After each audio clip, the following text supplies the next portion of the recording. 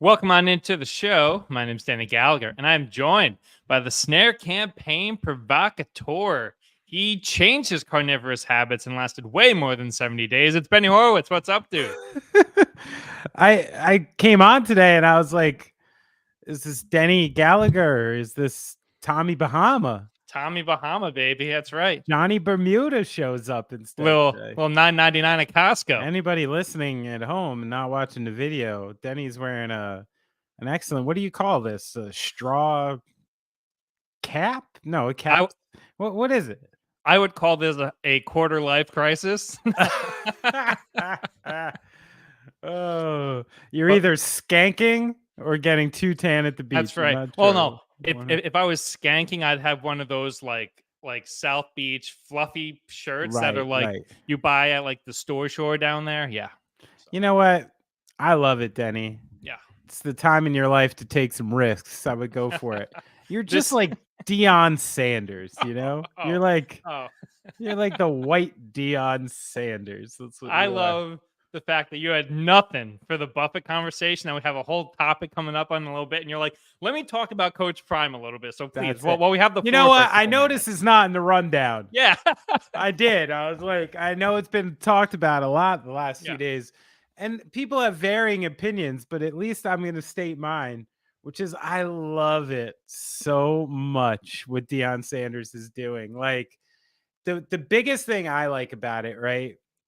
I always hate like the old systems, you know, and this old conceptual idea that like if any coach like worth his salt wanted to come in, especially an ex-player, they had to do like a lot of bullshit for like a long time.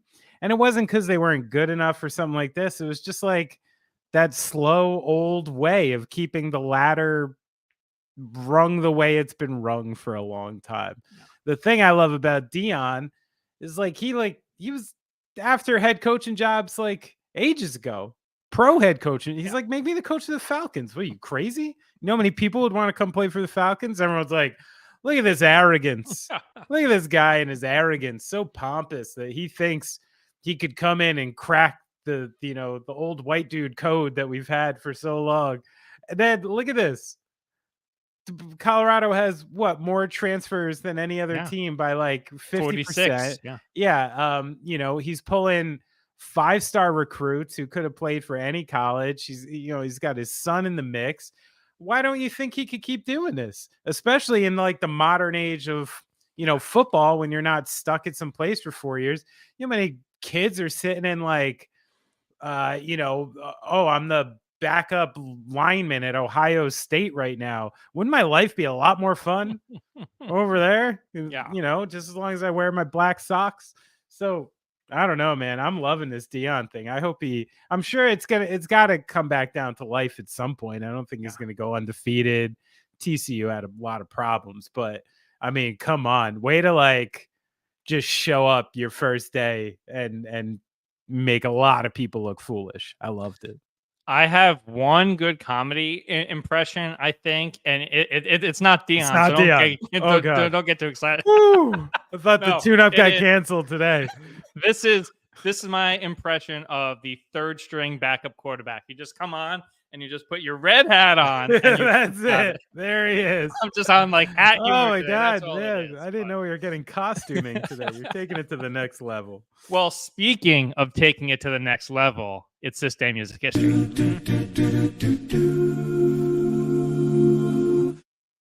All right, wild 4 minutes, but what do you got today, Ben? I love that little jingle. So nice. Well, at first I was going to cover New Kids on the Block having a animated show for 1 year, but then I found this interesting piece of historical rock evidence that I didn't know about. On this day in 1955, in an attempt to hide the wrinkles in his suit, Chuck Berry does the duck walk for the first time. So apparently what happened was, he'd gotten quite a big following in St. Louis. He was doing well, got invited to come out to the Paramount Theater in Brooklyn. He's low on the bill at a rock and roll spectacular featuring Tony Bennett, Lillian Briggs, and the Rhythmettes. One of his first shows. He shows up, his suit is wrinkled. So in order to hide the wrinkles, he starts crouching on stage to conceal his wrinkles, and then it became a thing. He's a flat-footed guy. So he started the duck walk. And how many people did that random thing like influence, Yeah. It's one of the great variables in music when you hear stuff like that. Like when people think that everybody's super calculated and like you forget, like, hey, sometimes just cool people do cool shit, and that's how the world runs, And Chuck was, I mean, this is 1955. Yeah. Shit, my parents were 10. Like, this is cool, like way before its time. So big ups, Chuck Berry. That's cool. I love the fact that there was a time in rock and roll history when the guy was like, "Oh my gosh, I have to have my suit steamed." Yeah, Like, yeah. I'm not. And if I'm not, Yeah. how are people gonna look at me? Yeah. Like, no, I think that's cool. And a time when Chuck Berry and Tony Bennett were on the same bill.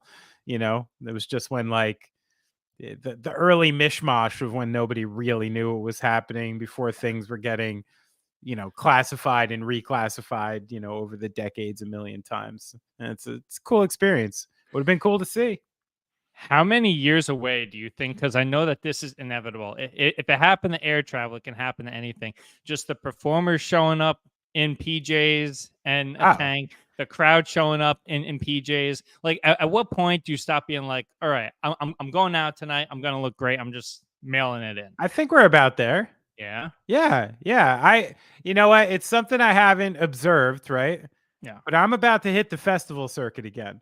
Yeah. Festival circuit, when I decide to keep my eyes open, taps me into the young.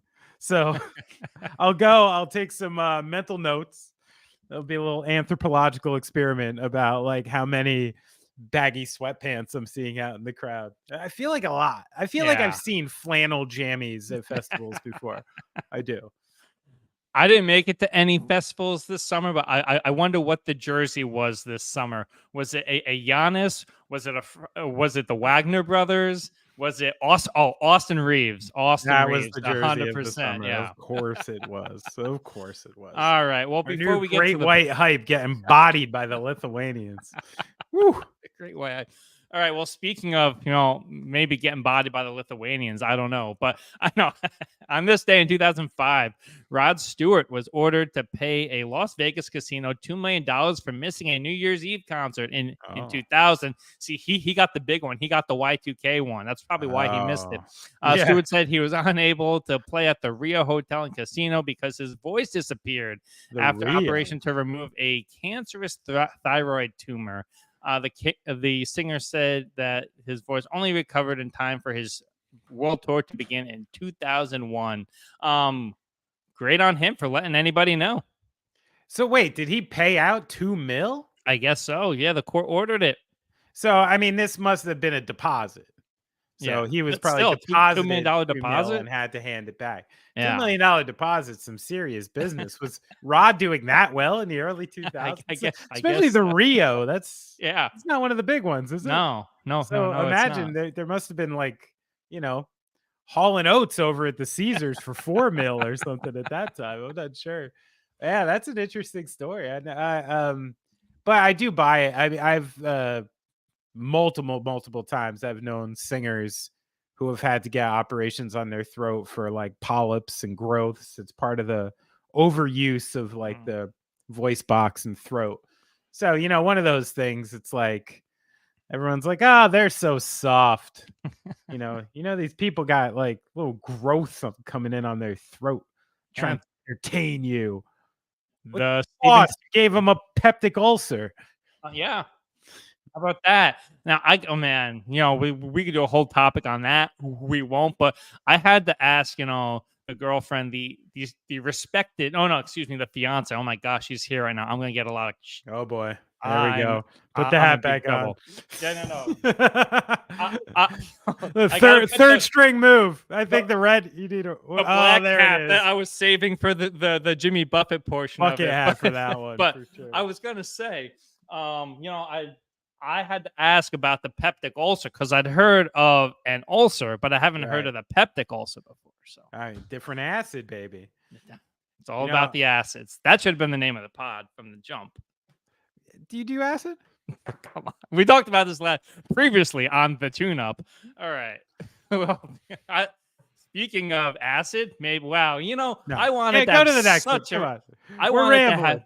I wanted to have such a respectable intro for the king of the parrot heads himself, Mr. Jimmy Buffett. I'm sorry I messed it up for you with acid. I'm sure he took a couple trips in his life. I mean, you don't come up with shit like that, like with a sober mind. Come on. Anyway, the black bucket hat for the king himself here. All right. So Jimmy Buffett passed away last weekend at the age of 76 at his home in Sag Harbor, New York. The singer had been diagnosed with a rare form of skin cancer, Merkel cell carcinoma, which he'd been dealing with for 4 years. I want to talk about this first because it's, people, we got to use sunscreen. The king of Margaritaville, the king of the boats, the godfather of yacht rock, so to speak. He been out in the sun a bunch, wasting away a little bit in Margaritaville, not using proper sunscreen. So we got it, folks. If you're listening to the tune-up, we want to protect you. Get your sunscreen in order. But get your tune-up sunscreen now. Oh my god, $19.99. Click the link below. Click the link. Oh my goodness gracious. We should have synergy. We should have done synergy. I'm I sorry, I keep ruining your Buffett segment. My Buffett segment. No, this is thing. I love, because if Benny had his way, there'd be no Buffett segment. But it's fine. But all right, so like I was saying, Jimmy Buffett passed away at the age of 76. You know the hits Margaritaville, Cheeseburger in Paradise, which kind of combined country rock, a little bit of calypso melodies. If you've listened to any of his live albums, he had the wry lyrics, just about boating and living the good life. There's 3 things that I think that are interesting about the Jimmy Buffett career. Okay. The first being the fact that he hadn't had a hit in the charts since the 80s and could still probably sell out of stadiums in a lot of part of the country. That's incredible. Cult following. The second thing is the fact that he's kind of he came along at a time when country music was very much changing, and by default kind of became the guy who a lot of the modern country artists were like, that was my guy, which is kind of a crazy thing. Right? He was like a pop soft rock guy that kind of threaded that needle. And then the third is the Jimmy Buffett business. When he opened his first Margaritaville, he reached a point in his career that a lot of artists reach, when they were like, I'm not sure what my touring life is going to look like, so let me open a place where I can always play.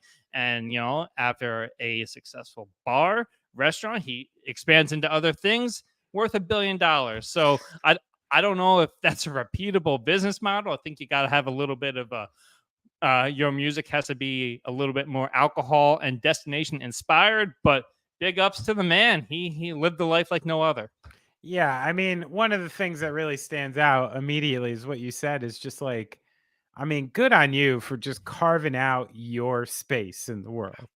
And this was like, you not only found your space, you sat on top of that space for decades, decades and decades. So like, credit to anybody who does that. And, sometimes, if I'm walking down the beach and I see a place like that, or I see, it feels a little tacky at times, like it is what it is. But you know what people are always doing there? They're always having a good time, and like, if you're just promoting good times, I'm all for it, It's interesting what you said, because I never, I only saw him from the outside and didn't really know about his roots and the fact that he really influenced music in that kind of way.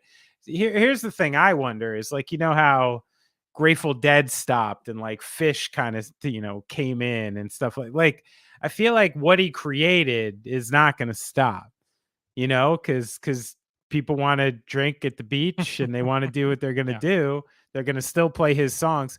Who's stepping into the Buffett role? Well, the sad thing is, it's country music. I know people look at Kenny Chesney, who very much has tried to do the Jimmy Buffett thing, but it's nowhere near the same when you have your Zach Brown bands, any of these country guys, they're out. That's where you say that though, but the reason I never connected Jimmy Buffett with country is I didn't, you don't really hear much of that twang. And I think that's maybe the reason he was a little more like non-regional, like why a bunch of people up in New Hampshire or something would happily listen to Buffett, because it didn't come off that way. So I don't think it would be a country artist. My head went more to like Jack Johnson, like, or somebody like that, taking more of a pop turn later in life. Like, what if Jack Johnson hits 50 and just starts writing like straight pop records? He could be that. I love it. No. He's got the juice Benny, in the surfing world. I'm talking to the guy who's going to be part of the great revival of this calypso punk rock movement. You and the guys, when you guys all move to Florida, this record blows up. Yeah. Is this my post 50s? This is your post 50s. Okay. You guys are all living in Tampa. Okay. I would have preferred California, but okay. I don't mind this. This got me to think. What do you think is the most popular drink among Gaslight Anthem fans? Because I was thinking about a couple of these. I think at the show, they're going Miller High Life or something tall in variety. But if they're not at the show, I think there's a lot of, I haven't drank in a little bit / I had a whiskey journey people. Your thoughts? It's a tough one, man. Yeah. I feel like the drinks of our crowd has probably changed over the years, you know, like, because early on, real shot and a beer bar special kind of crowd, like, what's the cheapest well drink and a Pabst Blue Ribbon you can find? That was kind of the vibe. And then, maybe when it got, we turned into like a whiskey, a scotch kind of crowd, or something like that.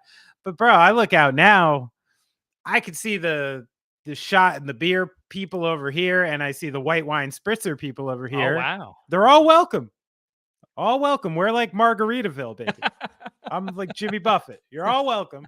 But it varies. It varies. There's red wine groups. I was taking a walk. Where was I? In Connecticut. Last time I was there, we played in Wallingford at the Dome, and met some people tailgating outside before the show. Turned out they owned a craft brewery and gave me a 4-pack. It was their delicious craft brew. So we got that crew, It's wasting away on hard IPA. Well, let's stick with the original. I guess we're shot in a beer. Shot in a beer. Yeah. Okay. Shot in a beer. Shot in a beer. Yeah. All right, Benny. Well, speaking of changes in latitude and changes in attitude, we have done. You're welcome. We have a man named Reza Belushi, not to be misconstrued with Jim Belushi. I just want to make that abundantly in mental clear. attitude. Yeah. Try as he might, he could not reach his destination. Where was he going per se? He was going to England by way of crossing the Atlantic Ocean on a giant floating hamster wheel made of buoys, wires, and was self-propelled by Belushi running himself just inside the wheel, straight up human hamster wheel. Gotta love it. He lived in Florida, was granted asylum from Iran, and was taken by the Coast Guard authorities last week. They took him aboard his vessel. No word on what's happened to him, but I think they kind of took him out because they were like, bro, a hurricane is coming. Get out. So. They literally found him 700 miles off the coast. That's crazy. It's not like he was just like a couple miles off. Like he was here. So I did a little digging because this story was so fascinating to me. And it turns out it's not his first run-in with the Coast Guard. He's tried this before. 2014, 2016, 2020. They've saved him before.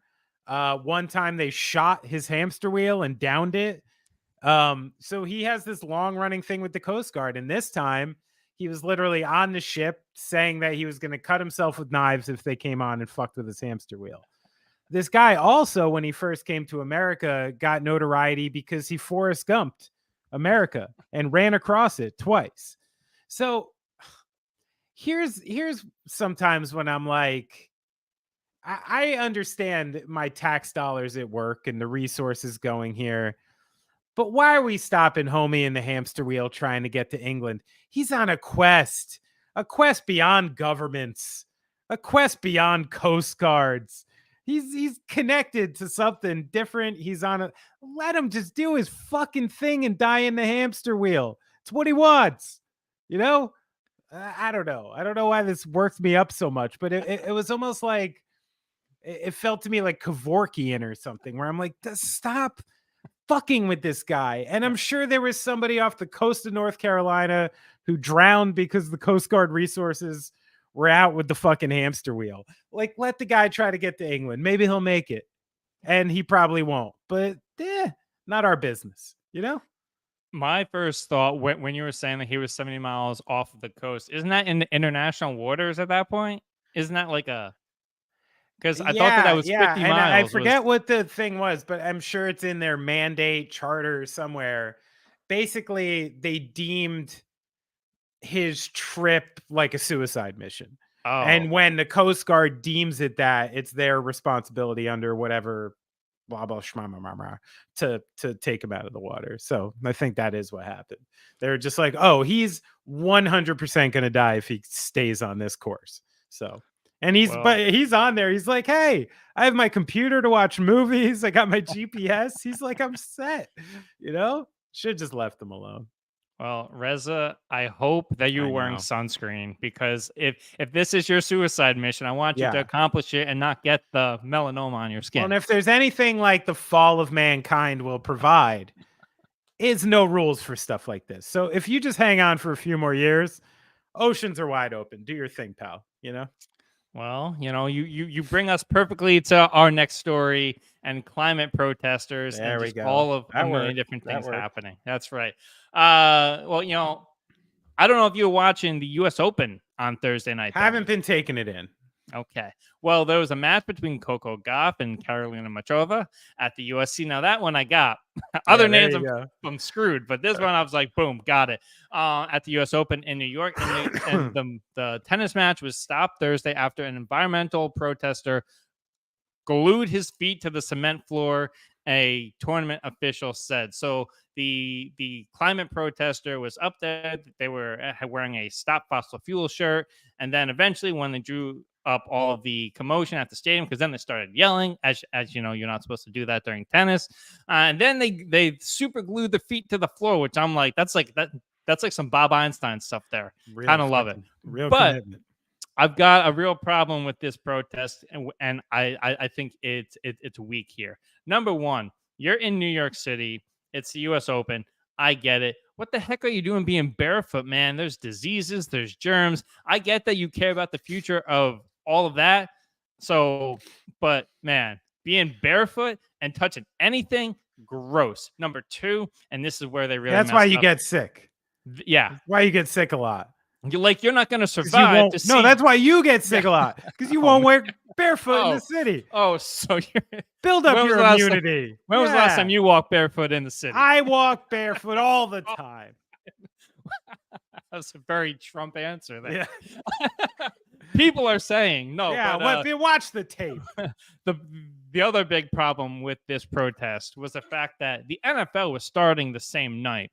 And there are way more billionaires that have an invested interest in that not going off with a hitch, where you probably could have made a bit bigger stink there. Number one, it's tennis. Number two, it's New York. Yeah, but you can't glue to grass. You can't glue to grass. No, but you can glue to any stadium. You could have made your way to Kansas City. Probably a way cheaper ticket. If you glued yourself to the outside of the stadium, they're just like, all right, fuck off. Yeah, Barstool made an entire company out of it. So it is possible, and your brand can go a lot further than that. I don't know. But, I mean, listen, I'm not here. Here's the thing. It's easy to dismiss stuff like this. It is, especially in the sports world and stuff like that. Honestly, when I see stuff like this, I see desperate people who don't know what the fuck to do because no one else will listen. And they're trying anything to get your eyes on it, anything to get awareness from other people. And, you know, it's ironic this time that literally there's fucking tennis players saying like, hey, we can't do this anymore because we are cooking. We can't even play a full fucking game without dying. We had someone saying somebody is going to die out here if we keep doing this. So what? Where's the A to B? Like, this is where I don't understand. There's a fucking problem. Yeah. You know what I mean? And like no one's doing anything about it. So people are getting desperate. Do I think this is like smart and good and well reasoned? No. Would you be better off going to college and becoming an environmental scientist and leading a charge against the government or other government? Sure, that's more functional. There's also other ways. Some people are going to do that, some people are going to do this, and it usually takes the two-headed snake to start making real change. So as sometimes as tacky as I think it is and sticky, uh you know, there's a part of me that wants to dismiss this as bullshit, but when I really like open up the curtain and try to see it on a big picture, I don't think it's bullshit, and I kind of applaud these people, honestly. I agree with the message, but Thursday's disruption was by a group that calls themselves Extinction Rebellion, and this follows several protests that they've had over the summer, including blocking the route to Burning Man Festival Saw in that. Nevada. Which that one I get. That one I'm all for this. Block those people in. Those people have an incredible disposable income that they could be, maybe not Right, and burning people at fossil the fuels in the US desert. Open don't No, but like it's that's what I'm saying. I've never fucking sat in the wow. stands at the US Open. I'm from New Jersey. I've Me been next neither, to this but thing for 40 years. Why have I yeah. never gone? Because it's Well, some fucking elitist shit I don't know anything about.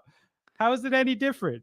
You might as well glue yourself to a horse at a horse jumping competition. Like, watch. This is gonna be the tape of this pod that like ages like very poorly when I just hit my 30s and it's just like activist central, and then I'm just gluing my feet yeah. and hands to something.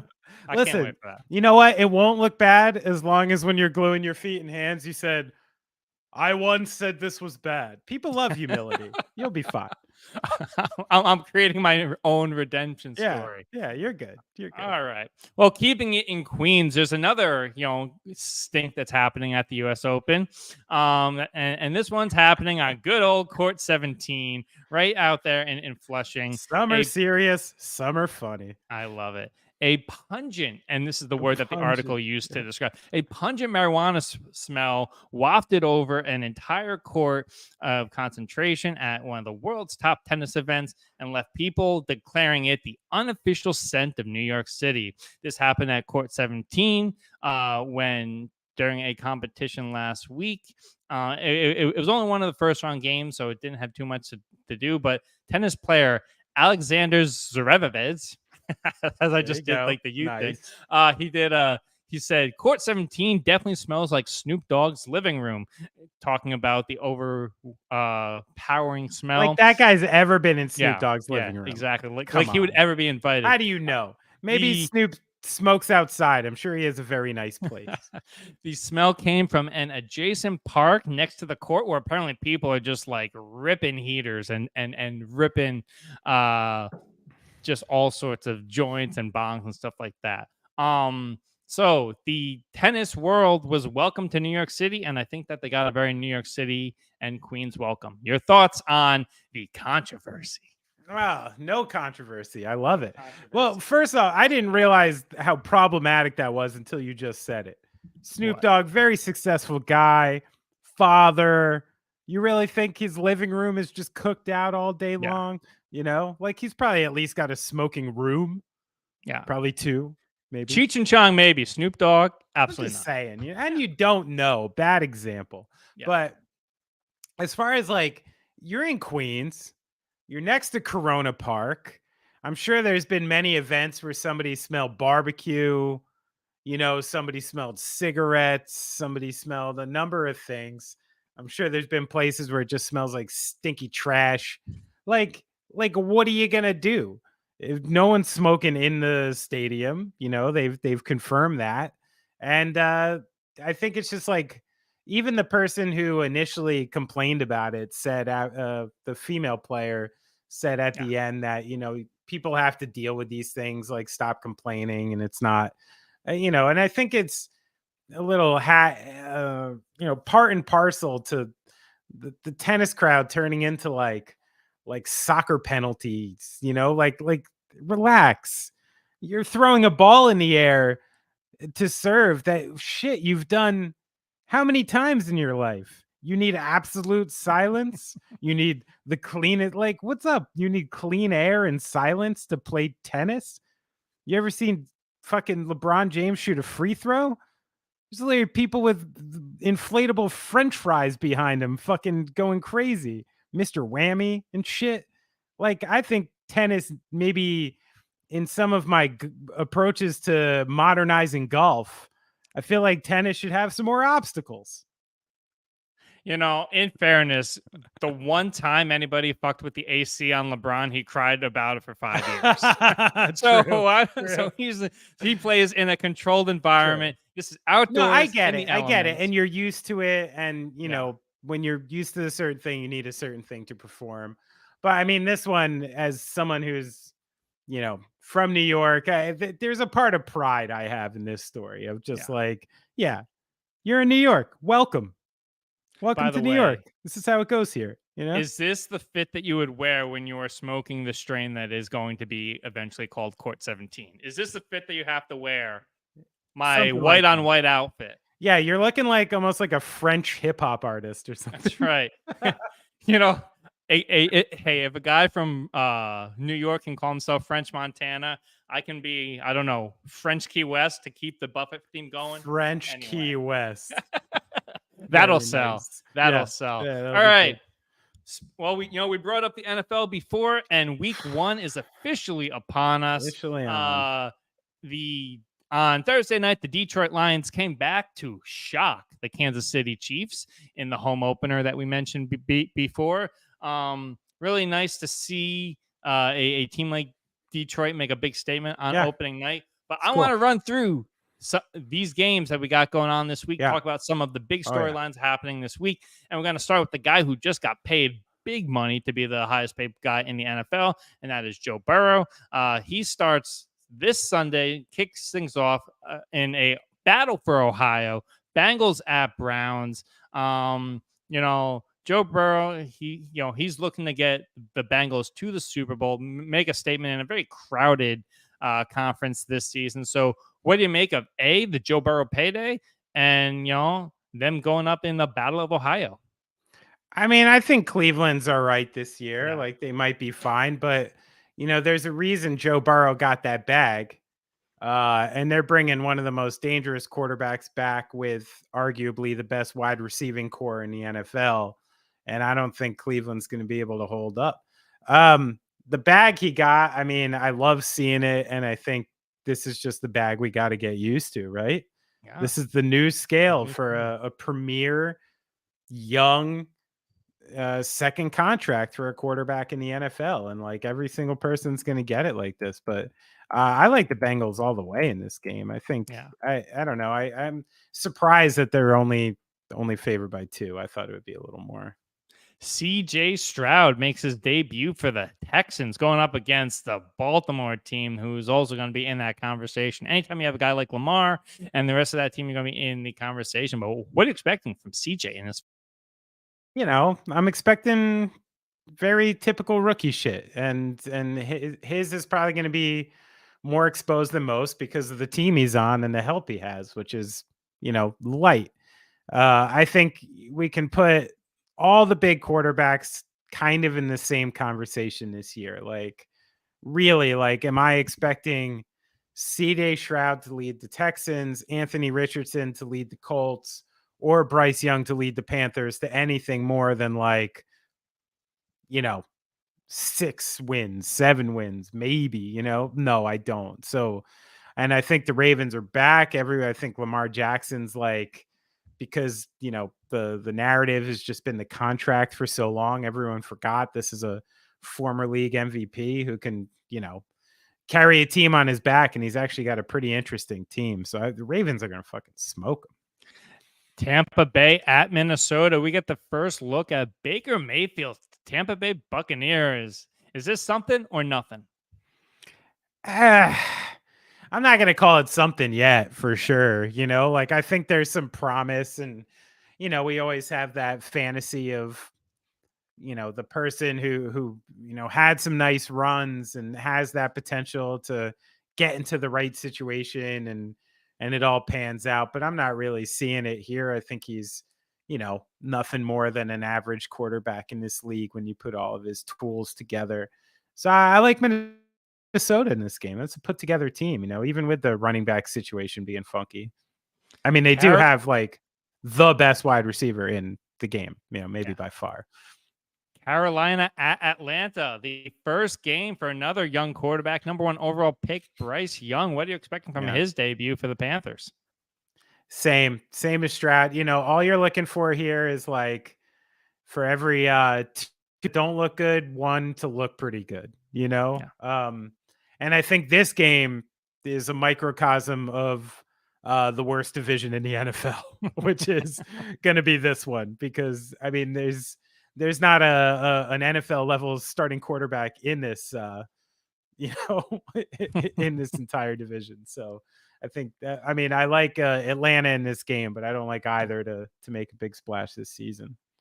Arizona at Washington, the first game of the post Dan Snyder era. Benny, are you excited?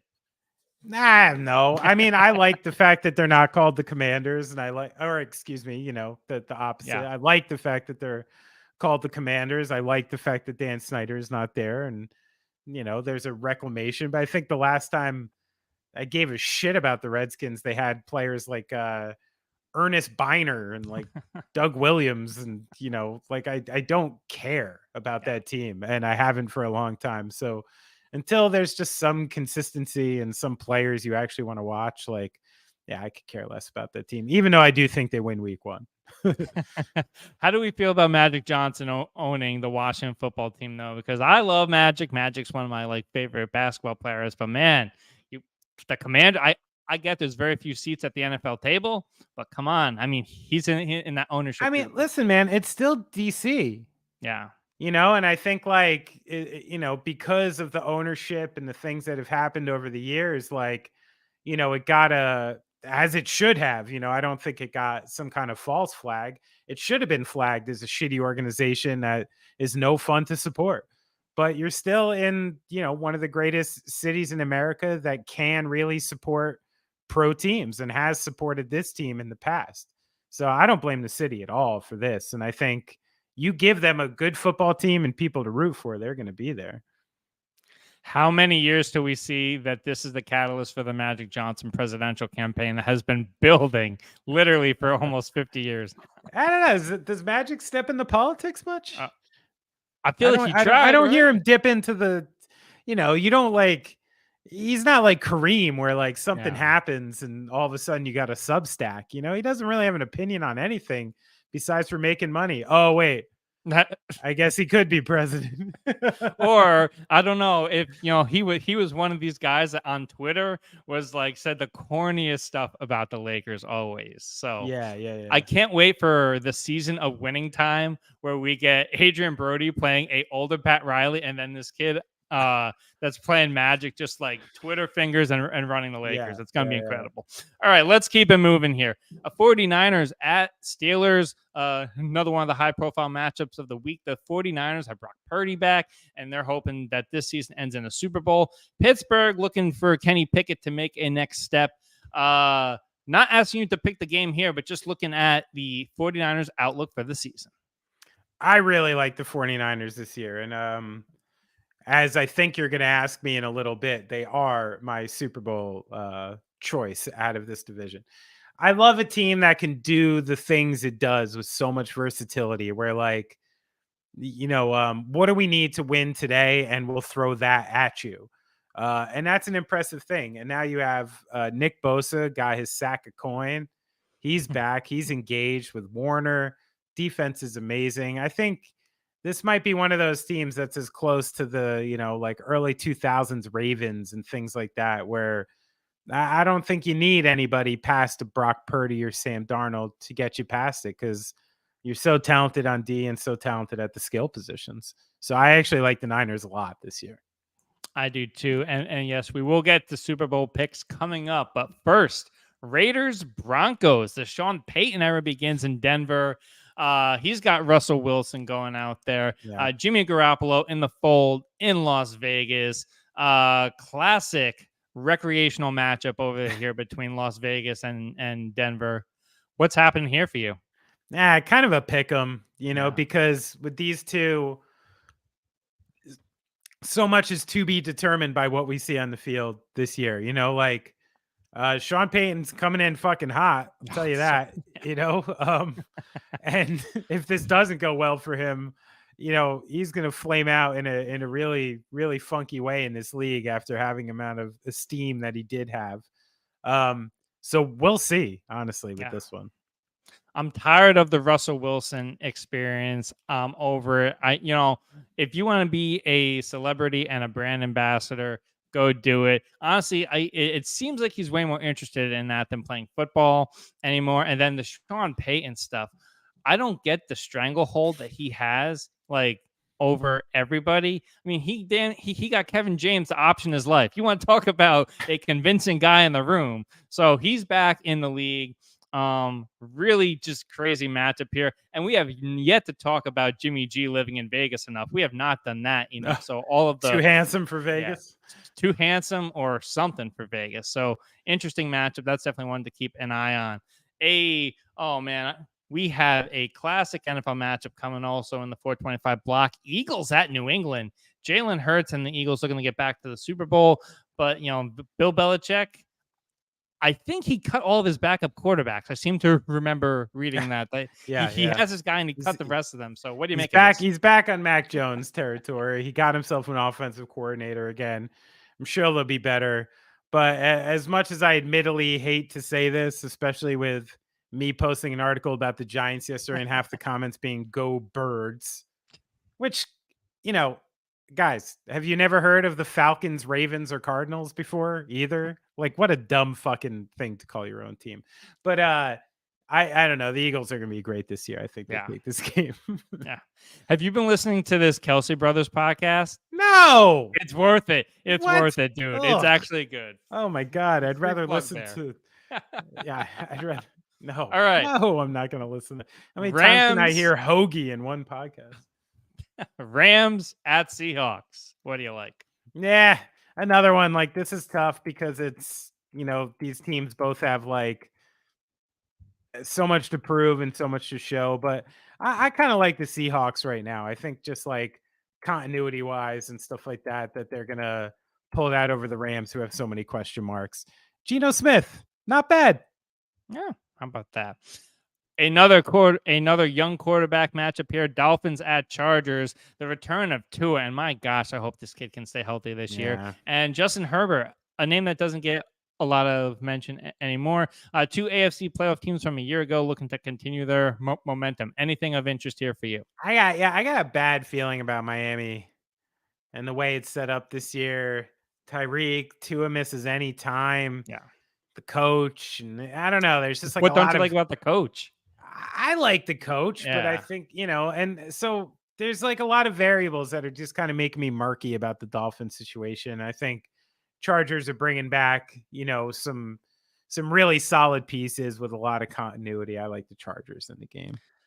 The start of the Jordan Love era in Green Bay, Chicago. Not messing around over here. Wisconsin, I like to call this one the Marquette rivalry because everybody there either grew up in Wisconsin or they grew up in the suburb of Chicago. Jordan Love gets a start for Green Bay to start this new era. What do you make of his future and the Packers' future this season? Again, I even have an inside track on the Packers and still don't know because nobody really knows. I think the idea that you just let your brand new quarterback sit under Aaron Rodgers for 3 seasons, I mean, that bodes about as well as you can, basically functionally in this league to have all the tools you need to succeed. But I haven't seen it yet, and I'm kind of high on the Bears this year. I think they're pretty good. I think they fortified the offense. I'm expecting Fields to take another step because I think he's a talented kid. So I like the Bears. It's going to be interesting to see the dynamics between the Bears fans and the Bears organization this season because, they have this proposed new stadium all the way out in the suburbs, moving away from Soldier Field potentially. So I know it's keeping it in the market, but I'm going to be interested to see how that one gets this season. Cowboys at Giants. You're a big blue. You had the wonderful article in Spin. Oh, thank you. Yeah, Thank you. if people want to go check out the full rundown there, I believe it's in your Instagram bio, right? At Benny It Horowitz. is. There we It go. is. It All right, is. so Dak Prescott and the Cowboys are looking to return back to their greener pastures. Big Blue trying to keep up momentum from last season. Let's focus this one on the Giants. What are you expecting from the Giants this season? Yeah, I mean, I think Dallas is going to be pretty good too, so I don't want to totally rule them out. But I think in a strange way they maybe even have some more question marks than the Giants do. There's some people who have to show up and start playing for you to really start to believe it this season. So, on that note, I take the New York Football Giants as I predicted to go 11-6. I think they're very strong in the places you need to be strong now, which is the lines. We're talking about a premier defensive line with Lawrence in the middle and Thibodeau, making jumps on the outside. Secondary is in a little bit of trouble, but we drafted well to fortify. I love the Darren Waller pickup. I think with a Daniel Jones who is a good manager at this point. Having Saquon Barkley coming out of the backfield and someone like Darren Waller and, a field filled with slot receivers bodes well. So I'm taking my New York Football Giants this first week. I love it. I love it. A big win there. I love the fact anytime we talk about the Giants, like Nets, you're very down the middle. You're going to tell me exactly how it is. Yanks, same thing. The moment we get the big blue, I start to see the eyes get a little bigger. You know what? I was just joking about this the other day. I wrote that Spin article twice. Yeah. The first one was much more pessimistic. Oh, it was. wow. And I read it back and I was like, optimism episode. I was like, who wants to see this? Yeah. You know what I mean? Like, who's a Giants fan who wants to read a drummer from a band being ho hum? Like, I'm a true fan. And you know what being a true fan means? Is right before the start of every season. Yeah, I think we're a Super Bowl contender. I'll talk myself into my team over and over and over again. I used to do it with the Nets more. It's been tough the last few years. Okay. And I think if you asked me about the Giants 3 years ago, we would have had a much different conversation. This is kind of like two franchises on other sides, but this is the most hopeful and entertaining and youthful the Giants have been in fucking ages, and it's a really nice time to be a Giants fan right now. It is. I want to read. And we got a great coach too. I need to read this pessimistic article because I just want to see you trashing everybody. No. Keep it light. I was like, who wants to hear this crotchety old bastard, All right, and then final game of the week, Bills at Jets on September 11th. Aaron Rodgers makes his debut at MetLife Stadium for a Jets team that really I don't think many people are talking about. What? No, are you listening to New York radio? I know. That's outside the joke. New York. Outside of New York. That's the joke there. They've been on Hard Knocks. Aaron Rodgers is everywhere. Blah, blah, blah, blah, blah. So Jets I don't know. I think it's the Bills, not in a walk, but so, like the Jets again have like Aaron Rodgers is Aaron Rodgers. He's got that name, but I haven't seen it in a couple seasons. I think the defense of the Jets is a little overhyped, even though I'm as big of a sauce guy as anyone in the league. Maybe my favorite player in the league. And but I think the Bills are coming like hot and heavy this year, and it's turning into one of those teams where it's like if you have this guy playing quarterback, it's just good for this many wins at this point. And I think the rest of the team is solid. So I'd like the Bills to go all the way through. All right. And then the moment of truth now here. Super Bowl prediction from yours truly, Benny Horowitz. What's going on? Straight from the article. I'm not going to vary. I have the Buffalo Bills facing the San Francisco 49ers, with the Buffalo Bills, the only actual team in New York, taking the crown. Okay. That's what I have. I think they're going to break through this year. And one of the reasons I made this pick was because I was like, what's going on with the Chiefs? Yeah. And then last night kind of proved me right. I'd like to say I wrote that article about a week before the Chiefs game last night. So I was on it. Benstradamus strikes again right there. Again. I think I'm gonna go Bengals Eagles here. Bengals Eagles. I love Bengals that. Eagles. I want to Eagles. see. I could easily see. Yeah, For sure. I want to Sadly. see Joe Burrow take that next level. He seems like the kind of guy where he's motivated by the failures, almost has that Mamba mentality. That's gonna be very, very fun to see the conference of him, Allen. Now Rodgers is in it. All of them kind of going head to head with one. So that's gonna be fun this year. Yeah, at this point for me, I think I want something different this year. That's what I want in the Super Bowl. I'll take the Eagles just because it's different. I'll take the Bills. I'll take the Niners. Like I want some of the new stars of the NFL to really get their chance in the final here. All right, man. This has been the longest. Yeah, This is why Benny gave me Buffett at the top, because we have football and baseball to really bring this thing to the meat and potatoes here. All right, well, let's jump as we continue to get closer to the playoffs here. Braves still looking like they're the team to beat in all of this. Absolutely giant week again. Has anything changed for you since last week? Braves being your team to beat in baseball. Yeah, I mean, I think in the AL, you really got to start watching Houston. And I think I said this a few weeks ago, but this was the team. I didn't think Seattle and Texas were fake all year. I think they're extremely good teams who deserve to be in the playoffs, but Houston still got that core, man. And Altuve's swinging again. Alvarez is back. And when you're inside of that lineup and you're pitching to Altuve and Alvarez and Tucker and Bregman, and just to name a few, along with a lot of interesting sub pieces. Brantley just came back. Diaz is great, and then with great frontline pitching, relief. I'm scared. When you see a Baltimore Orioles with 88 wins, and your normal layman couldn't name a pitcher on that team, is when I start to think, Houston's the one who's done it before, and they're right there. So if there's anything the last couple of weeks have given me is a little bit more of a, are we watching out for Houston enough here? And then in the NL, I think we're in a pretty similar situation with the Braves and the Dodgers really at the top. It turns out Walker Buehler will not make it back this season. And now Julio Urias is dealing with another domestic violence situation. He's already been suspended once. So I have a feeling we're not seeing him for the rest of this season into the beginning of next season. So that kind of changes a lot. And with the Braves already being the team to beat, that kind of gives them another step of separation. So as much as these words coming out of my mouth, I don't like to say, it's really looking like Braves Astros to me right now. Yuck.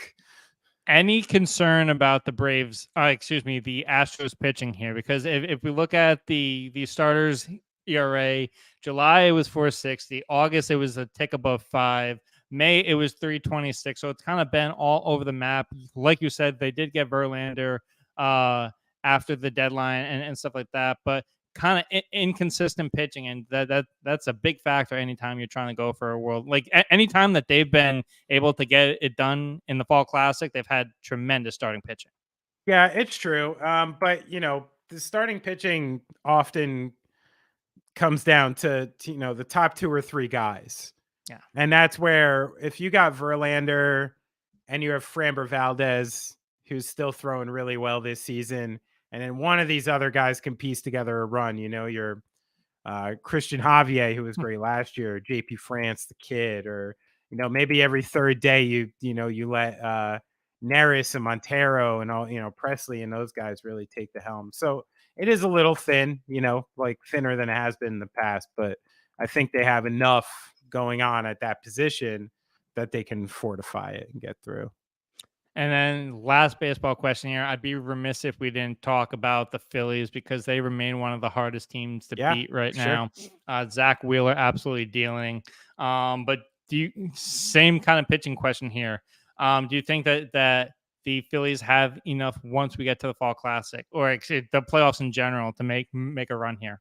I do. And it's actually for the same exact reason as the Astros. I think when you, in any series, can throw out Nola and Wheeler. Again, Yeah.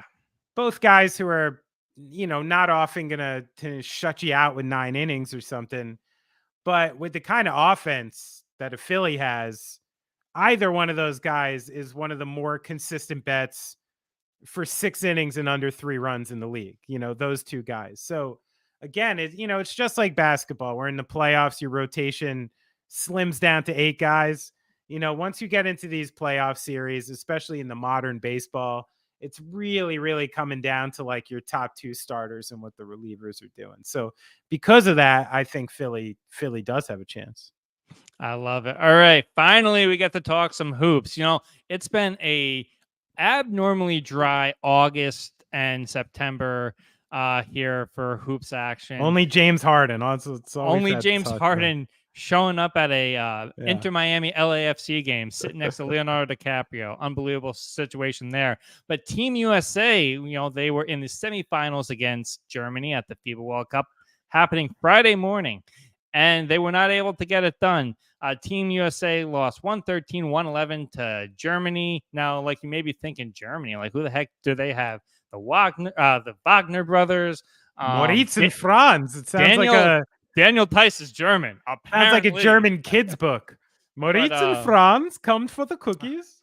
Dennis Schroeder, also part of this German team as well. Real seasoned NBA team going up against a Team USA team that made a big bet before the start of this tournament. They were like, we're not going to have size, but we can beat you from our perimeter shooting and everything like that. Well, in the third quarter against Germany today, the shots weren't falling. The defense was getting toasted by a very veteran Germany team. So I kind of have a bit of a longer-term USA basketball question to ask you here. We've seen this happen time and time again when they don't put the main team that they're going to put out at the Olympics. Is this a look at the future, or is this kind of like a one-time thing? Because we've talked about who's going to be the star of USA basketball once KD is gone. You don't have a guy like John Morant there. You thought Anthony Edwards looked like he could be the guy in this tournament. So what's kind of your perspective on what Team USA is going to be like going forward? Well, I'm honestly not too worried. I mean, I think we're seeing another example of the international level of play throughout. Basketball is good in a lot of places. And if you want to win these international tournaments, you have to send the best players, just like they are. So, it was the same thing as the Lithuanian team. Germany just had too much size, too much body. The Americans didn't look ready to play. But to answer your question, no, I don't think this is, because take the core of this team, take the players who played well, take Bridges, take Edwards, take Jaren Jackson, take Jalen Brunson, take a couple of these guys, and now you're throwing them in with okay, just say Jimmy Butler and Steph Curry were on this team. Yeah, is America winning the FIBAs? Probably. Yeah, they're winning the fucking FIBAs. Like, so that's where I'm not that worried, because there's literally Bobby fucking Portis is on this team. Yeah. I love Bobby Portis. Great. Hey. He's great. He's great. Listen, he's great. But you're sending the 4th, 5th best player on a certain team. You know what I mean? Yeah. And it's just not going to be that way coming up. I think it was good to showcase some of these people. I think you did something for Anthony Edwards that potentially wouldn't have happened previously, and that's like, it's a useful exercise, what just happened. But I do think you're going to replace your Portis, your Josh Hart, your Walker Kessler with actual top line players. And then all of a sudden, like, what if Bam Adebayo's out there instead of Walker Kessler? Like just these simple, there was not one all NBA player on that team. Yeah. So I'm not concerned about the future. And I think their sights were set on the Olympics this whole time, probably. The recruitment of Joel Embiid is going to be a interesting thing. He's allegedly, he became a U.S. citizen, so technically he's eligible for this. He's had talks with like a bunch of different countries, France being the big one of it. Boy, this is going to be like the first time we've had like a FIBA recruitment battle. Yeah. France is trying to go, and then you're going to have Spo and Steve Kerr and like Jerry Colangelo come back into the position to be like, hey, Joel, we need you. So, yeah. But then he's probably going to choke in the gold medal game. No. I mean, who knows? And it's Joel. Maybe he's just going to go where the better team is. If he gets like, what about Twin Towers? You want to go see Joel play with Wembanyama? Could be fun. It could be fun. But I don't know if Joel wants to play with like 62-year-old Evan Fournier, which is part of the reason France wasn't in anymore. So yeah. All right. Well, that's about all we got on the docket for today. I love it. Plenty of ways to get in contact with the show. You can email us at thetuneuppodcast@gmail.com. 2 P's in there if you want to follow us on all the social platforms. We're at the Tune Up HQ on Twitter, Instagram, and TikTok. Be sure to follow the big man on Instagram at Benny Horowitz. I'm at Deny Gallagher. What the heck way does this go? Benny, do you got anything else? I love it. Go Colorado Buffaloes. I'm a fan. Let's go. Coach Prime, you're on the clock. The show has ended. Go in peace. You have been listening to and watching The Tune Up.